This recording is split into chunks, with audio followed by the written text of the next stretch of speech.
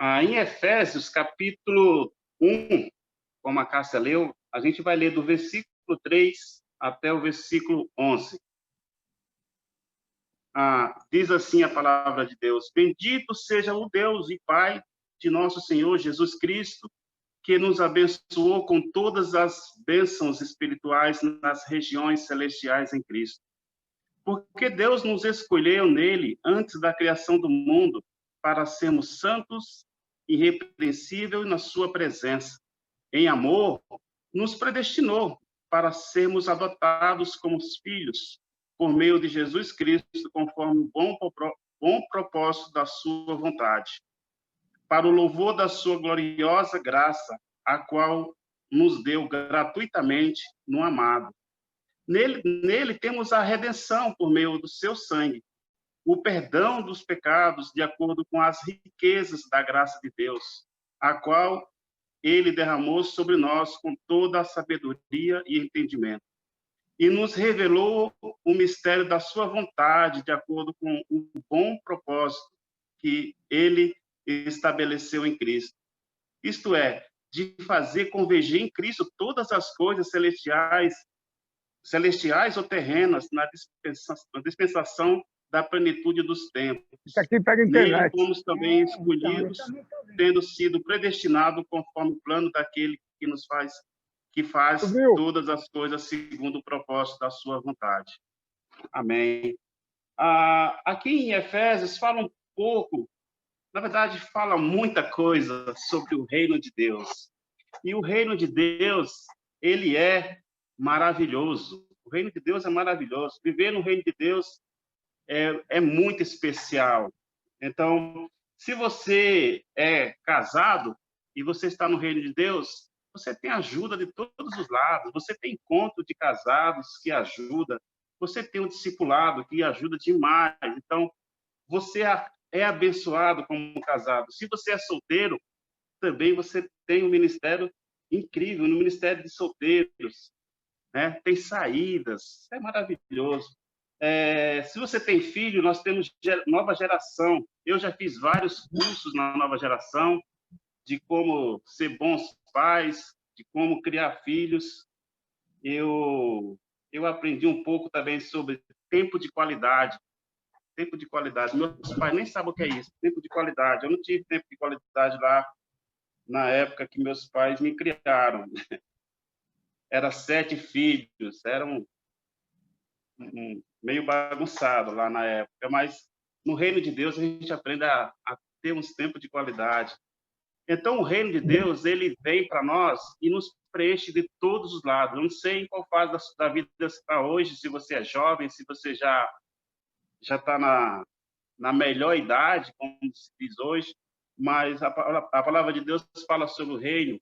E começando logo aqui no versículo 3, diz assim: Bendito seja o Deus e Pai de nosso Senhor Jesus Cristo, que nos abençoou com todas as bênçãos espirituais. Uau! Então Deus já começa assim, olha, ele derrama sobre nós todas as bênçãos espirituais. Deus derrama sobre nós. Nós temos acesso a todas as bênçãos espirituais. Deus nos dá tudo. Então, Deus nos ensina a amar. Ele nos ensina a escolher, a adotar como filho. Ele nos perdoa dos nossos pecados. Ele derrama sua graça sobre nós. Deus revela a sua vontade a nós, como faz um amigo, né? Como a gente vê lá em João, capítulo 15, Jesus fala que já não chama mais de servo, mas chama de amigo. Aqui nessa escritura fala que Deus revela seus mistérios para nós. Deus nos dá um propósito de vida. Isso é maravilhoso. Só no reino de Deus a gente pode ter isso, né? O amor de Deus, ele nos constrange vendo o reino de Deus. O reino de Deus, ele é maravilhoso.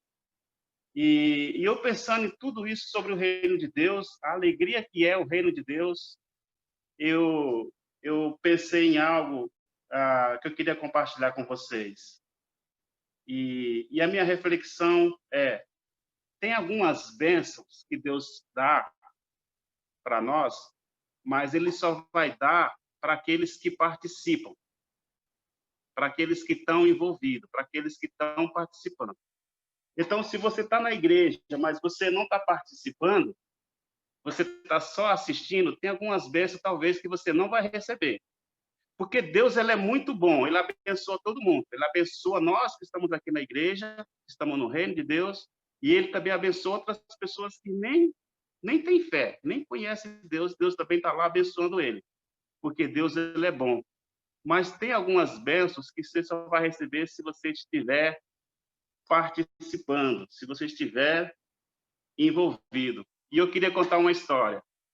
Quando eu era criança, lá em Aurora, Ceará, uma cidade muito pequena, e uma vez por ano chegava um circo na minha cidade.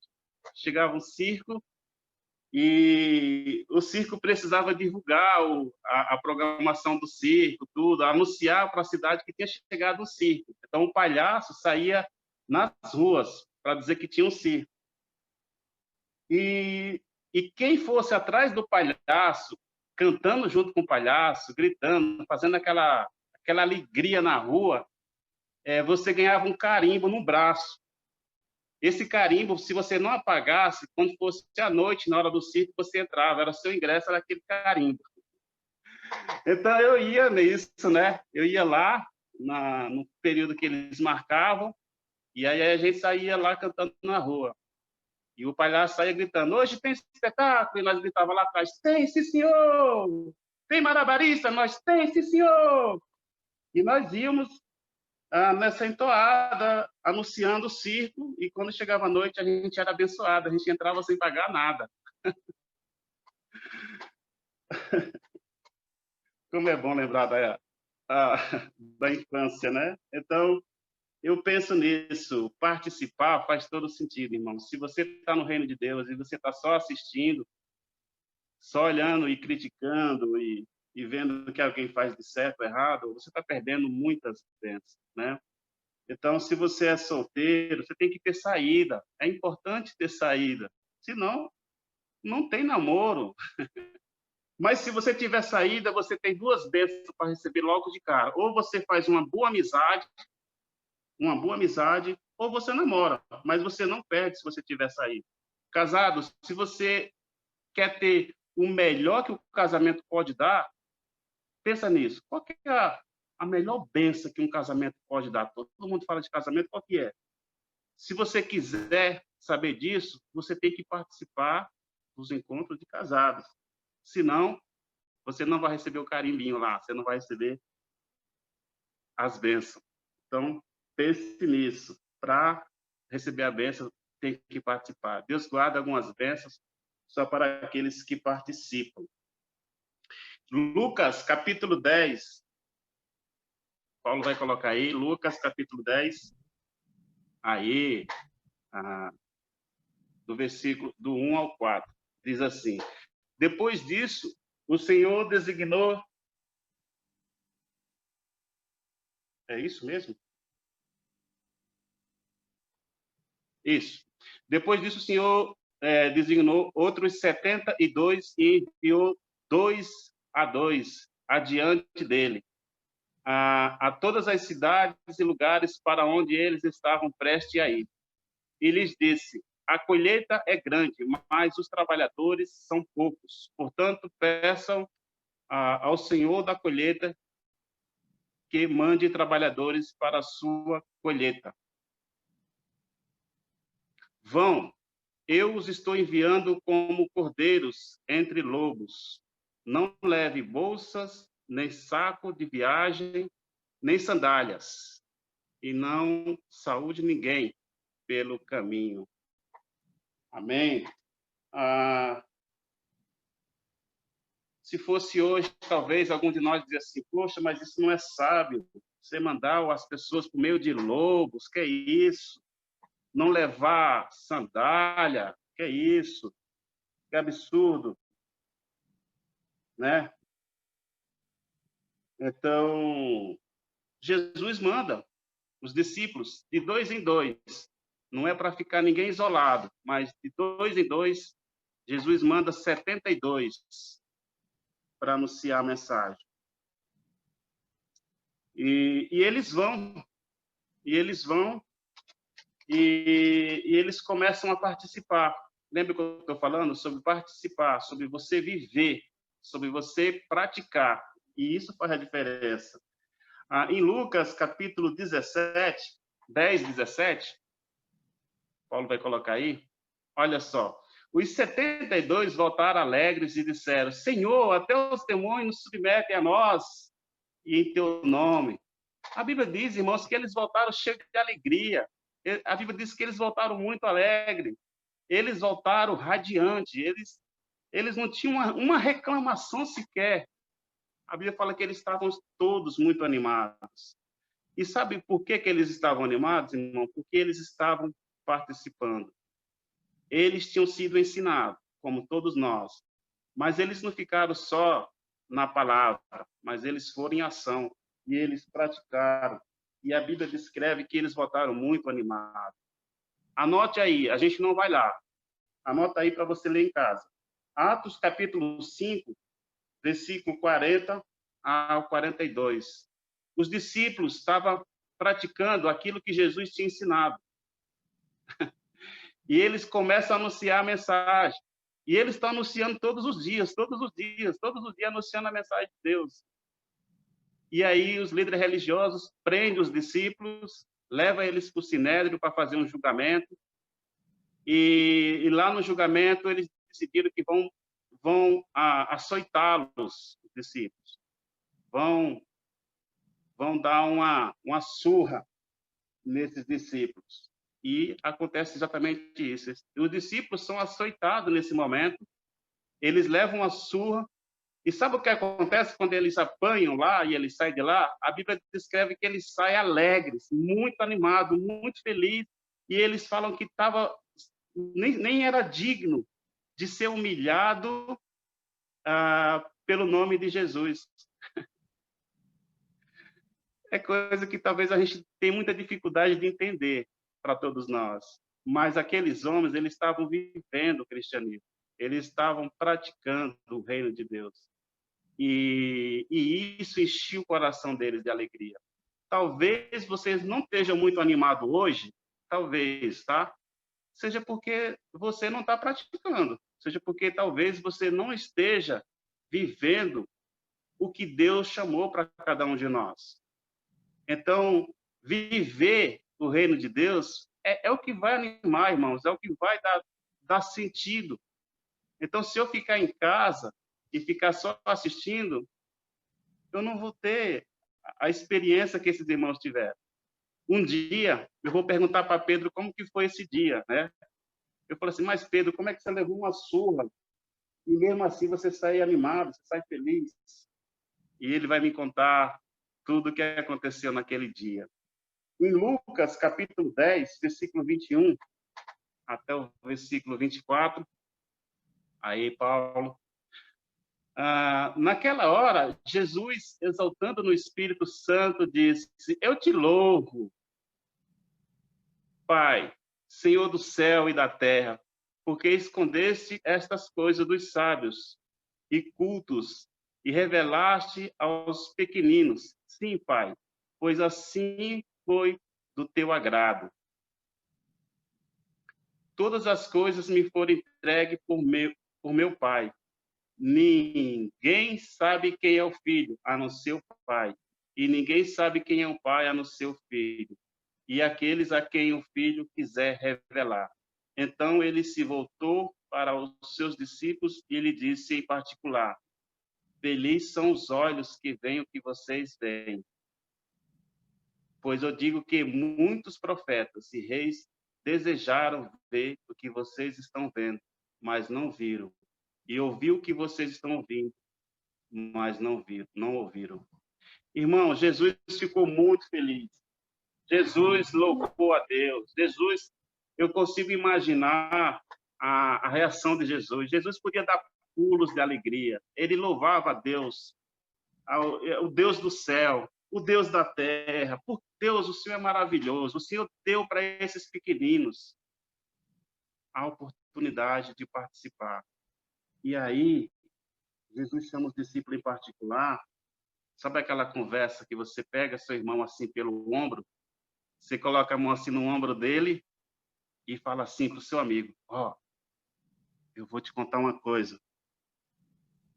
Você é feliz por estar vivendo isso. Ó, vou te contar uma coisa. Você sabia que muitos profetas e reis, com muito ouro, com muita riqueza, não tiveram a oportunidade que você está tendo? Então, Jesus alegra os irmãos, e isso fica marcado no coração dos irmãos, o privilégio de participar. Então, se não houver uma participação do reino de Deus, a gente está perdendo todas as bênçãos. A gente, no máximo, vai ser um bom religioso, e não é isso que Jesus quer. Ele quer que cada um de nós possa experimentar o reino de Deus participando. Eu quero agora convidá-los em Marcos. Vamos continuar na nossa reflexão sobre o reino de Deus, em Marcos, capítulo 1, versículo 14 e 15, está aí. Diz assim: depois que João foi preso, Jesus foi para a Galiléia proclamar as boas novas de Deus. O tempo é chegado, dizia ele. O reino de Deus está próximo. Arrependa-se e creia nas boas novas. João Batista estava preso. E agora era a hora de Jesus assumir o papel. João é preso e Jesus começa a falar do reino de Deus. Jesus falou assim, ó, já chegou o reino de Deus. E a pregação de Jesus era só duas coisas, só era 2 pontos: arrependimento e fé. Arrependimento e fé. Eu vi isso hoje, o Leandro deu uma aula para a gente hoje, arrependimento e fé. E era a pregação de Jesus. Jesus pregava o reino de Deus sobre essas duas coisas, arrependimento e fé. Se não houver arrependimento, irmão, eu vou falar para você, ó, sem medo de errar. Vou falar para vocês, sem medo de errar, sem arrependimento, você não consegue. Sem arrependimento, ninguém consegue, não consegue. Você pode ser uma pessoa bem educada, você pode ser um bom cidadão, você pode ser ético, você pode ser o que for, mas sem arrependimento, você não consegue. E é por isso que Jesus pregava essas duas coisas, arrependimento e fé. E o arrependimento, nessa conotação aqui, ela traz como metanoia, no grego, que significa duas coisas: mudança de mente, mudança de pensamento, ou mudança de caráter. Trazendo para o lado espiritual, significa uma transformação, espiritualmente falando. Que foi exatamente isso que Jesus disse para Nicodemos: nascer de novo. Se não nascer de novo, se não houver arrependimento, não consegue. Não consegue. Você não consegue nem entrar no reino de Deus sem arrependimento. Se você está estudando a Bíblia, arrependa-se. Se você já é cristão, continue se arrependendo. Transforme a sua mente todos os dias. Se você já tem mais de 20 anos, 30 anos na fé, arrependa-se. E sabe o que vai acontecer quando eu me arrepender? Quando você se arrepender? Quando toda a Zona Norte se arrepender? Talvez a gente tenha um novo ministério de senhores na igreja. Quando alguns de nós aqui se arrepender, nós teremos um novo ministério de senhores na igreja. Aqui na Zona Norte, quando alguns de nós for o arrependimento, nós teremos um ministério de novos na igreja. A Zona Norte não tem ministério de novos na igreja ainda. Quando alguns de nós aqui se arrepender, nós teremos novos líderes de bate-papo. Quando alguns de nós aqui houver arrependimento, você não vai ficar todo dia indo no bate-papo, todo dia servindo na igreja, tudo, mas não discipulando ninguém. Imagina isso. Se você não está discipulando ninguém hoje, meu irmão, minha irmã, eu quero chamar você a um arrependimento. E eu não tenho nada contra você, não, de verdade. É por amor. Eu acho que Jesus falaria isso para você. Jesus falaria tranquilamente, olha, arrependa, tenha fé e vai amar uma pessoa, vai amar um irmão, ajude. Não deixe ninguém para trás, não deixe. Porque se não houver arrependimento, não vamos conseguir entrar, não vamos conseguir praticar o reino de Deus. Deus é maravilhoso, ele nos dá tudo. Mas se não houver arrependimento, não vamos conseguir. E lembra, Jesus falou para os discípulos que eles estavam vendo coisa, ouvindo coisa que reis gostaria de ouvir, gostaria de ver. Profeta, imagina Abraão. Abraão gostaria demais de ver isso, de participar disso. Ele não teve oportunidade. Moisés não teve oportunidade. Agora, hoje, aqui, em 2020, nós podemos. Nós podemos fazer a diferença. Primeiro, na igreja. Primeiro, entre nós aqui, como irmãos. Um discipulando o outro. E também nós podemos fazer a diferença na região norte. E eu quero chamar todos nós a pensar nisso. O que é que eu preciso me arrepender hoje? Pensa nisso. Essa frase, essa pergunta. O que é que eu preciso me arrepender? E faça isso hoje mesmo. Não demore. Não demore. Talvez você esteja perdendo muitas bênçãos. Muitas bênçãos. Se eu fosse contar aqui algumas histórias que eu tive de bênção, só por ter participado, irmão, nós ia ficar aqui bastante tempo. Eu, em um evento de solteiro, eu não queria ir, eu estava muito cansado. Eu vou só dar uma pincelada. Eu estava muito cansado, eu não queria ir. E quando eu cheguei lá, eu pensei que alguém ia me animar. Uma pessoa chegou para mim, Ivan, tem tal irmão que não está bem na fé, você precisa parar tudo aí e ter um tempo com ele agora. E aí eu falei assim, poxa, mas eu não queria nem estar vindo, né? E eu fui estar com esse irmão queria fugir, ele não queria estar comigo. Ele falou, não, eu estou indo embora, eu vou com você. Vai para onde? Ele disse assim, não, mas eu estou indo embora, você vai com quem? Eu vou com a Cássia. Eu nem conhecia a Cássia. Eu falava assim, quem é a irmã? Aí ele falou quem era a irmã. Eu falei, irmã, eu posso ir com vocês? Eu vou ter um tempo com o irmão no seu carro. Aí a Cássia falou, então tá bom. E eu fui tendo tempo com o irmão no carro. Não quis nem saber se a irmã estava ouvindo ou não, mas eu queria ajudar o irmão. E depois disso, eu conheci a Cássia, fizemos amizade, nós casamos, temos uma família maravilhosa. Eu poderia perder essa bênção se eu não tivesse ido, irmão. Olha, pense nisso. Participe, vale a pena, viu? Depois eu conto mais umas histórias dessas para vocês. Hebreus capítulo 2. Vamos lá, está acabando. Hebreus capítulo 2, versículo 1 ao 6. Diz assim, por isso é preciso que prestemos maior atenção ao que temos ouvido, para que jamais nos desviemos. Porque a mensagem transmitida por anjos provou a sua firmeza a toda transgressões e desobediência. Meu Deus. Paulo, desculpa, eu vou ler na minha Bíblia, que eu não estou enxergando. Calma aí, gente. Paciência comigo, por favor. Agora sim. Vou começar de novo, irmão. Desculpa.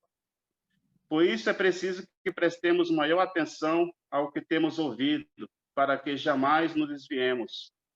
Porque se a mensagem transmitida por anjos provou a sua firmeza, a toda transgressões e desobediência, recebeu a devida punição, como escaparemos se negligenciarmos tão grande salvação. Esta salvação, primeiramente anunciada pelo Senhor, foi-nos confirmada pelo que ouviram. Deus também deu testemunho dela por meio de sinais, maravilhas, diversos milagres e dons do Espírito Santo, distribuído de acordo com sua vontade. Não foi a anjo que ele sujeitou o mundo que há de vir, a respeito do qual estamos falando, mas alguém em certo lugar testemunhou dizendo, Que é o homem para que com ele te importe? E que é o filho do homem para que com ele te preocupes?